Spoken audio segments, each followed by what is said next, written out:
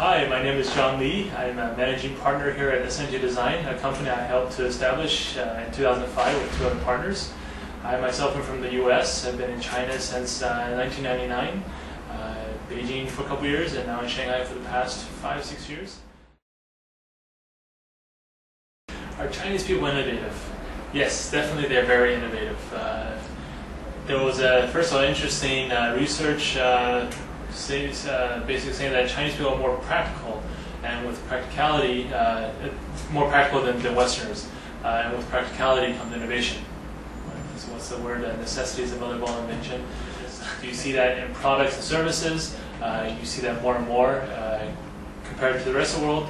Maybe a little bit behind because they're catching up, but you still see it on the Chinese companies, especially the local entrepreneurs. They are building from zero. So they are, and why do they copy to begin with? Is because if I copy something that is already a market success, that guarantees me a certain return, right? So taking risks only happens when those streams start to dry up. So you'll start seeing, and you already start seeing, again, mobile phones as an example of people trying to innovate in that sense, right? So coming out with new features that you didn't previously see. People sticking jewels on everything just to differentiate. And so it's at that time where market saturates and you want to differentiate that you then start to see some innovation.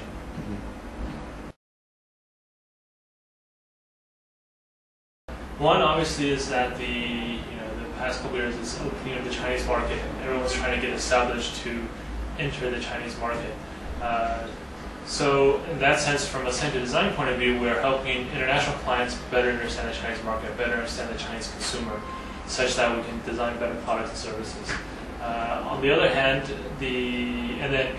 so looking specifically at foreign companies that's focused on the Chinese markets. Looking at Chinese companies, they're also starting to look at other markets. So then what we're finding is that there's more opportunities to help Chinese companies understand, say, Europe or US or these sort of regions or markets. The other thing that's interesting is that as, say, foreign companies, US companies are manufacturing here, they're also looking to outsource design here for their own markets. So we've had clients where we're actually doing market research in the US. But because we're at a lower cost base, we're able to support them with international design service, professional design services at more or less Chinese local, well, plus a little bit of marketing because we have a team of international designers as well to give them the international quality work. But then that's also something that's happening as well, is sort of outsourcing of design to China. The biggest difference I would say is quality. Quality from many aspects. If you look at, a good example is if you look at mobile phones designed in Shenzhen versus mobile phones designed in Europe, the quality of just design, we're not talking about the product quality in terms of hardware, software, we're talking about just the look of the product. In Shenzhen, they pay 20,000 RMB for a whole set of graphical icons and whatnot, equivalent to what, 3,000 US or so, right?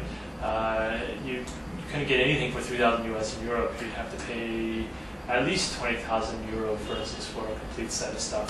As a result, the look is very different. Here, in the universities, they learn the skill sets to play with Photoshop, to play with Illustrator, they can build things, but there's no innovation in that sense. There's no visual innovation, no visual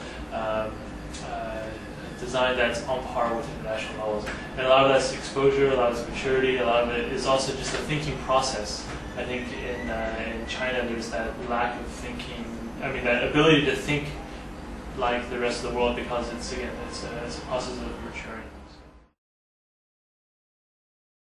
The differences, I think, is that the international firms, when they come to us, they're looking to address a market need, and with that innovation that comes along with that. Local Chinese firms, because they don't know how to specify what they want, because they don't want to take the risks, a lot of times they are say, oh, give me an iPhone-like thing.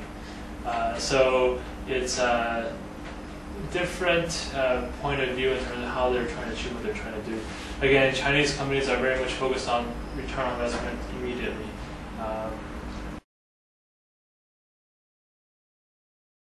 Well, on the one hand, the question is, what stimulates innovation, right? And that's economics. And economics was get people to start thinking, how do I make money?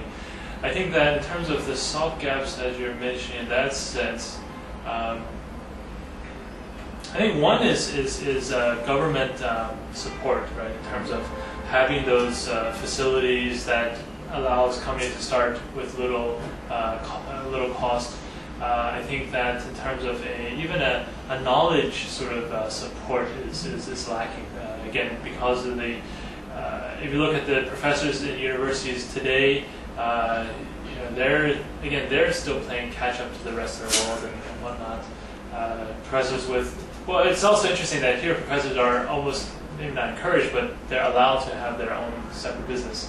That in turn gives them industry experience, which is what a lot of professors often lack, is that sort of real world experience. So I think that is also something that's sort of building. But I think in terms of the self-support from the incubation side, I think those factors, it's there, it's being recognized. Government is starting to put more emphasis on these areas, there's more creative centers being built. But I think it's only happening in the large cities. It's only happening where there's money already. If you look across the rest of China, it's still they're talking about it. Places like Chengdu, whatever, they're doing it. But I think it's just a question of time to ramp up. The best thing is to ship them abroad, to spend a couple years in Italy and in the U.S., whatever. But because we can't do that, what we try to do is build an international team that's balanced with local people. So international designers are able to work with side by side with local designers to share ideas, share ways of working, and we find that that's been a relatively good process so far. It's a good way to bring up the local level a little bit more quickly. What makes Italian design versus American design versus other design is very much because of the environment. And so if you look at the environment of the Chinese people, it's a very different environment because of population density, because of these other things. So as you start to see, for instance, people doing social networking features and services in China, there will probably be some innovations here that haven't been seen elsewhere, that then as you start to bring this to other markets will start to be truly start to influence other areas. So I think that on many fronts, one from a visual sort of aesthetic point of view, there will be influence of Chinese culture elements or whatever, and then also because of the population and environment here, you'll start to see other innovations that will start to seep out in the world. You already see that in many areas.